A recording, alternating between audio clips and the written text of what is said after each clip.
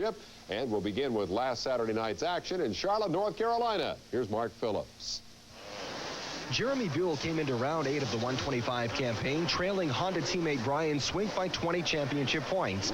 Buell held the early lead in Charlotte until Carolina native Ryan Hughes came sailing by in his Kawasaki, taking a triple jump in one leap and bringing the home fans to their feet by blazing into the lead. The spectacular pass proved to be a wake-up call for Buell, however. He pulled himself together and set out after Hughes. Behind those two, overall series leader Swink found himself in 4th, trailing another local favorite, Hank Moree. They dueled until Moree cut a quarter too finely, launched over a jump, and crashed hard. Moree was unhurt and soon was back on his feet, but Swink was gone in 3rd. Up front, the lead battle took on a new desperation when the clouds overhead opened and the traction disappeared. First, Hughes skidded into a corner, but recovered before Buell could capitalize. Despite rain falling harder and harder by the second, Hughes couldn't or wouldn't back off, and you just knew something bad was going to happen. Moments later, it did. Slipping and sliding from jump to jump, Hughes tried to take a double jump a little too fast, lost his grip, and did a rare feet-first dismount en route to an unhappy landing. In slow motion, you can see that Hughes got sideways in midair, realized he was going to come up short on the jump, and eventually finished in 11th place. Buell managed to hang on despite the conditions to score his 3rd win of the season, tying teammate Swink, who came home 2nd. The finish marks the 3rd time this year Buell and Swink have swept the top 2 positions. That leaves the Honda pair just 17 points apart for the 125 championship with 3 races remaining. Reporting for Motoworld, I'm Mark Phillips.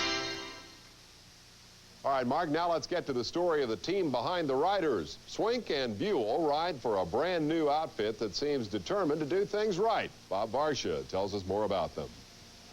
Brian Swink and Jeremy Buell represent the new blood in motocross in more ways than one.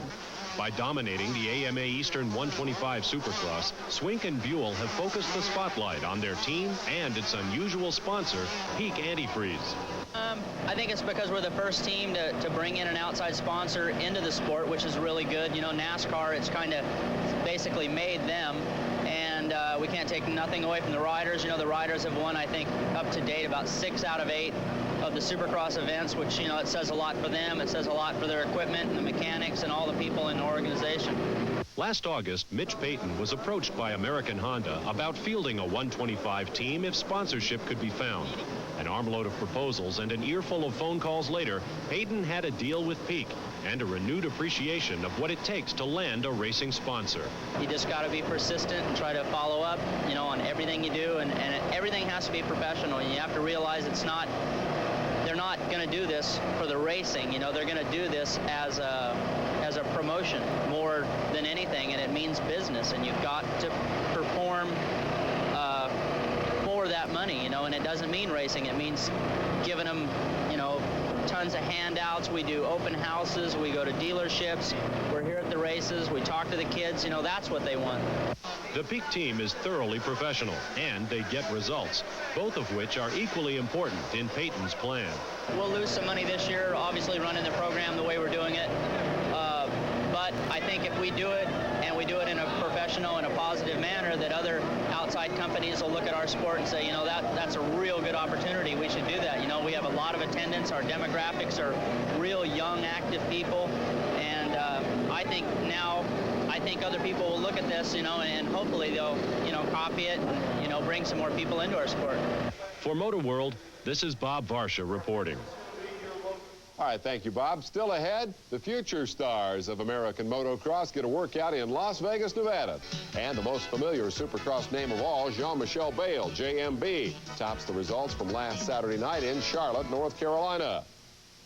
Now, you'll recall that the previous weekend, the Camel Supercross race at the Pontiac Silverdome turned into a disaster for the hometown hero, Jeff Stanton. He crashed, separated his shoulder, fell far behind series leader Bayle in the standings. Well, last weekend in Charlotte, the hometown boy was once again the story. For a while, Art Ekman reports. Charlotte area Supercross fans love number 11, Damon Bradshaw, when their favorite son grabbed the early lead over Jean-Michel Bayle Saturday night in the midst of a pouring rain. Those fans went crazy. Then the uproar reached a fever pitch as number 5, Guy Cooper, stepped in to take his shot at the local hero.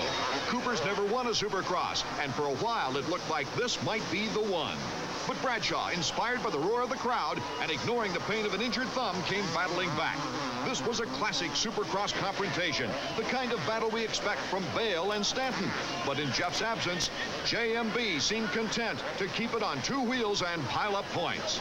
Suddenly, the picture changed dramatically as Bradshaw became a victim of the rapidly deteriorating track conditions. His fan club was brokenhearted. He finished 11th. The savvy Bale, former 250cc world champion, inherited second and left the cruise control right where it was. He fell into first place a few moments later when Cooper fell out of it, the victim of the slippery slop. Cooper's miscue was minor. He just lost the rear wheel as he flung it up on the muddy berm and went on his head. Now, don't be confused by these pictures. This is Cooper crashing again, this time with Damon Bradshaw. Thus did Guy and Damon both wind up out of contention. Thus did Jean-Michel Bale score his 7th win of the 91 Supercross season. Like it or not, a Frenchman is going to be the champion of America's richest and most prestigious motocross series. Bale's Charlotte victory pads his point lead to 79 over Saturday's 12th place finisher, Mike Kudrowski.